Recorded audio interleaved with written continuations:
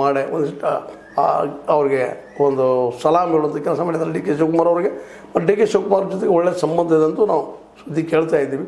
ಏನೋ ಆಗಲಿ, ರಮೇಶ್ ಜಾರಕಿಹೊಳಿ ಅವ್ರು ಮಾತ್ರ ಗೋಕಾಕ್ ಕ್ಷೇತ್ರದಲ್ಲಿ ಗೆಲ್ಲುವುದು ಭಾಳಷ್ಟು ಕಷ್ಟ. ಆ ದಿಶೆಯಲ್ಲಿ ಇನ್ನಷ್ಟು ಜನ ಸಂಪರ್ಕನ ಜನ ಜೊತೆ ಭೇಟಿ ಆಗೋದನ್ನು ಮುಂದೆ ಅದೇ ಕಾಲಕ್ಕೆ ತಮ್ಮ ಏನು ಮಾಡೋರಿದ್ದಾರೆ. ಇಲ್ಲಿವರೆಗೆ ನಮ್ಮ ರಮೇಶ್ ಅವ್ರು ಏನು ಸಾಧಿಸಿಲ್ಲ, ಮತ್ತು ನೀವ್ರೇನು ಸಾಧಿಸೋರಿದ್ದಾರೆ, ಇದನ್ನೆಲ್ಲ ಜನಮನಕ್ಕೆ ಮುಟ್ಟಿಸುವಂಥ ಕೆಲಸವನ್ನು ಅವ್ರು ಮಾಡಬೇಕಾಗ್ಯದ. ಇದು ಅವ್ರಿಗೆ ಬಿಟ್ಟಂಥ ವಿಷಯ.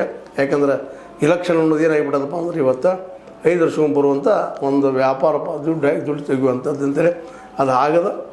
ಒಳ್ಳೆಯ ಮನಸ್ಸಿಂದ ಹೋರಾಟ ಮಾಡಿದರೆ ಆಗ್ಬೋದೇನೋ ಯಾರಿಗೆ ಗೊತ್ತು.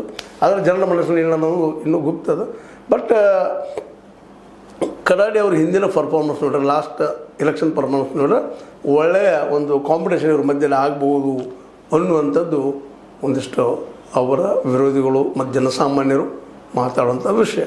ಇದು ನಿಮಗೆ ಲೈಕ್ ಆಗಿರ್ಬೋದು. ಲೈಕ್ ಮಾಡಿ, ಶೇರ್ ಮಾಡಿ, ಕಮೆಂಟ್ ಮಾಡಿ, ಜೊತೆ ಸಬ್ಸ್ಕ್ರೈಬ್ H 16 ನ್ಯೂಸ್ ಅರ್ಥಾತ್ ಹೇ ಸೀತಾರಾಮನ್ ಸತ್ಯದ ಕೈಗಳಲ್ಲಿ ವಂದನೆಗಳು.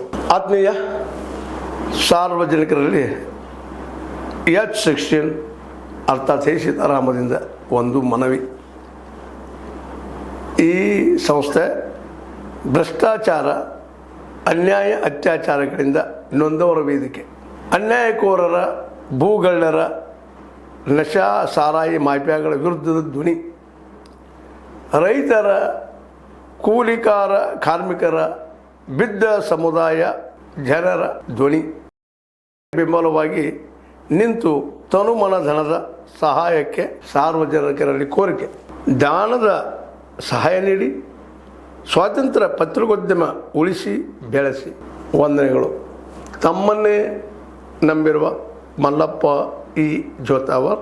ಈ ಕೆಳಗಿನ QR ಸ್ಕ್ಯಾನ್ ಮಾಡಿ ಅಥವಾ ಈ ನಂಬರ್ ಅಂದರೆ 7411402405ಗೆ ಇಲ್ಲ 9686864852ಗೆ ನೀವು ಫೋನ್ಪೇ ಮಾಡಿ, ಪೇಟಿಎಮ್ ಮಾಡಿ ಅಥವಾ ಇನ್ನಾವುದೇ ಮಾಧ್ಯಮದಿಂದ ಗೂಗಲ್ ಮೂಲಕ ಸಹಾಯ ಮಾಡಿ ಈ ಪ್ರಾಮಾಣಿಕ ಪತ್ರಿಕೋದ್ಯಮವನ್ನು ಉಳಿಸಿ ಅಂತ ಮತ್ತೊಮ್ಮೆ ಮನವಿ.